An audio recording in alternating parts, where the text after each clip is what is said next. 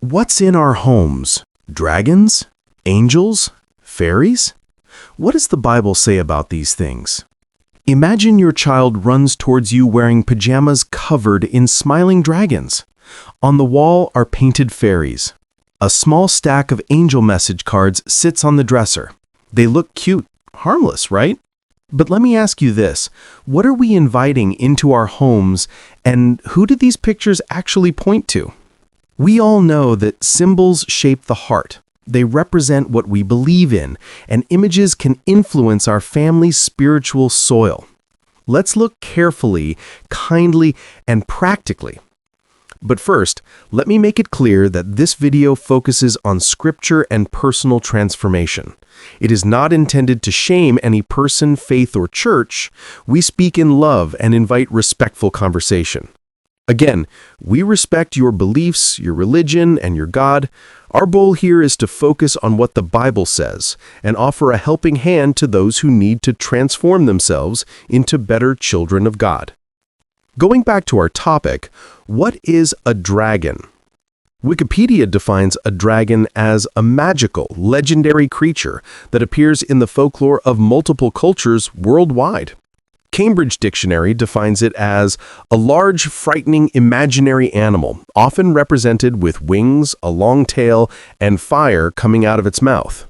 And Britannica defines it, based on the mythologies, legends, and folk tales of various cultures, as a large lizard or serpent-like creature conceived in some traditions as evil and in others as beneficent. It further states the following. On the whole, however, the evil reputation of dragons was the stronger. How about the Bible? What does it say about this? We read in Revelation 12:9 the following. And the great dragon was cast out, that old serpent, called the devil and Satan. Also, Revelation 20 verse 2 says this, And he laid hold on the dragon, that old serpent, which is the devil and Satan. When Scripture calls something the dragon, it's not a cartoon character. It names an enemy. The dragon is Satan. And Paul warns us in 2 Corinthians 11:14 that says, Satan himself is transformed into an angel of light. He does not always show himself as ugly. He often comes dressed as beauty, play, or harmless fun. Or in what we say, just for children. So what might that look like at home? A cartoon movie your child replays every night? A dragon t-shirt, metal collectible tokens, or a tattoo? These are images that can become footholds if we allow them inside our home. A minister visited a family whose 4-year-old son suddenly had anger outbursts after long play sessions with a dragon toy. He was normally gentle but would shout and lash out after playing with that toy. The minister quietly guided the parents to remove and destroy the toy, prayed with them in Jesus' name, and replaced those play moments with Bible stories and family time. Over weeks, the boy's anger eased and the family saw peace return. This wasn't about punishment, it was about removing a repeated influence and inviting God back into the routine. Here are 3 quick actions for dragons. Step 1, remove and destroy. Walk through your entire home and look for any depiction of a dragon in all your things, your clothes, blankets, stickers, statues, movies with dragons, pictures or posters hanging on your walls, or images saved in all your gadgets, statues and tattoos. Remove all that has dragon on them. Scrape if it is permanent painting. Burn all of these outside your house and pray that God will remove the curse that these things brought into your home and into your family's lives. Step 2, replace. Fill rooms with scripture art, nature themes, and Bible stories. Choose toys and media that point to truth and goodness. And step 3, pray. Speak God's truth over your home. Ask Jesus to remove what separates you from peace. Now let's talk about angels. Angels are real, but what are they? Wikipedia defines an angel as a spiritual, heavenly, or supernatural entity, usually humanoid with bird-like wings, often depicted as a messenger or intermediary between God and humanity in various traditions. Other roles include protectors and guides for humans, such as guardian angels and servants of God. Merriam-Webster Dictionary defines it as a spiritual being serving as a divine messenger and intermediary, and often as a special protector of an individual or nation. And the Cambridge Dictionary defines it as a spiritual being in some religions who is believed to be a messenger of God, usually represented as having a human form with wings. And the Bible says the following about angels. Hebrews 1:7 says, "And of the angels he saith, Who maketh his angels spirits and his ministers a flame of fire?"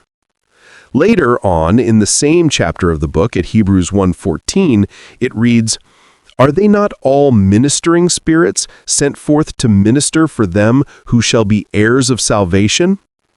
And in Psalm 103:20 reads, "Bless the Lord, ye his angels, that excel in strength, that do his commandments." In summary, angels are ministering spirits sent by God to serve his people. God sends them. We do not speak directly to angels as if they were gods.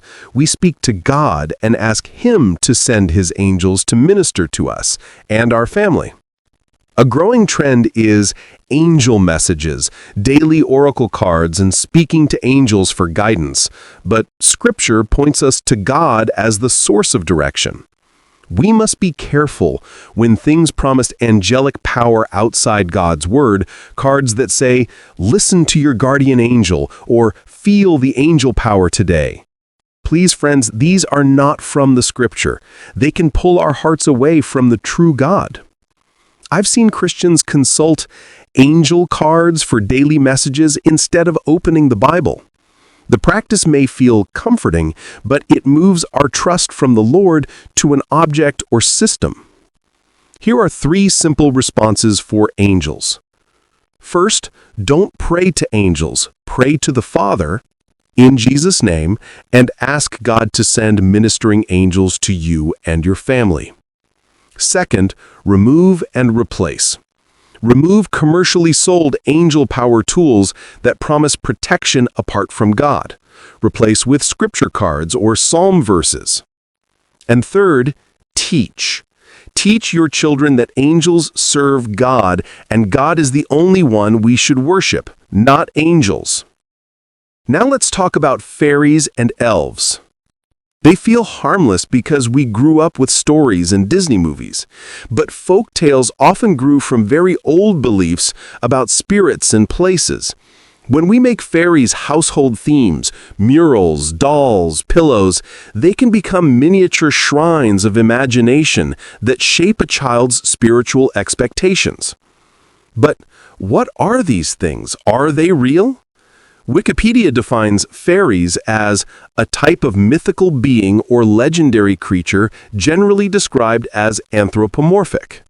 It also defines an elf as a type of humanoid supernatural being in Germanic folklore. Elves appear especially in North Germanic mythology. These are not real, they are just mythical beings. But young children don't know about the word mythical being. We all know that they easily believe everything they watch in movies, hear in our stories, and see in their homes because they're still too young to understand things. There was a family who have a lovely daughter. She loves Disney movies, especially Tinkerbell. At a young age of 5, she watched almost all the series of Tinkerbell movies, and the mother bought her posters of the fairy and even bought some dolls of it and arranged them in her bedroom. But then, one midnight, the girl woke up to a human-sized Tinkerbell who wanted to play with her. Unaware that it was a demon transformed as Tinkerbell, the young girl agreed to play with it. But the demon wanted them to play outside the house. She innocently agreed and opened her door. A security alarm woke her parents and stopped her from going outside.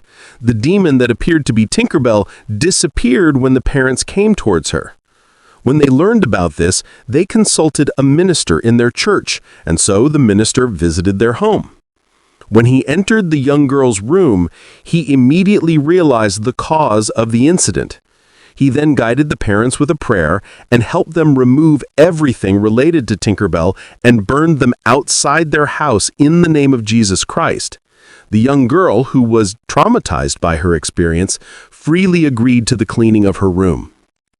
After that, the parents started teaching her Bible stories and introduced her to some Bible story movies. This wasn't condemnation, it was careful spiritual parenting. Deuteronomy 7:25 warns about keeping the images of foreign gods, saying, "The graven images of their gods shall ye burn with fire." The principle is clear. We do not make cozy shrines of foreign spirits in our homes. Here are 3 practical steps for fairies. First, explain gently.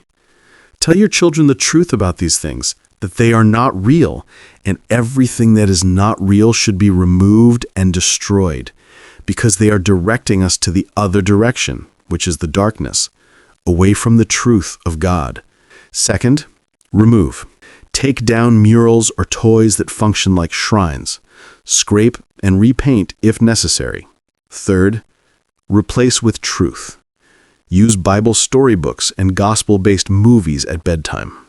I know this seems a little boring, but in the spiritual realm, these things we suggest you do are very crucial to the development and strength of your child's spiritual life. Do not be deceived by the cuteness and beauty of things. Please ask the guidance of the Lord if what you want to buy is okay to be given to your child and to be put inside your house. Research them as well, especially their origins. Do not let your children be snared by the darkness of this world. Yes, there are a lot of temptations, but if we focus our eyes on God, we will be fine, and you will be proud that your child is on the right path because of your proper guidance. Let's pause, 1 deep breath in and out. Ask God to show you the things in your home that need His light. Here is a short prayer you can use. Lord, please cleanse our home. Cast out what would separate us from your peace. Please send your ministering angels to guard our ways. Help us discern your voice and lead our children in your truth. In Jesus' name, amen. Quick truths to remember. The Bible names the dragon as Satan, so please be discerning. Revelation 12:9. Satan can appear lovely. Please beware of deceptive beauty. 2 Corinthians 11:14. Angels are God's ministering spirits. Please pray to God and ask Him to send them to you. Hebrews 1:14 and Psalm 91:11-12. Folktale spirits can become idols when we treat them as protectors in any way. Please steward your home. If this helped you, share it with a friend and take one small step today. Remove one image or item that doesn't point to Jesus. Thank you for watching.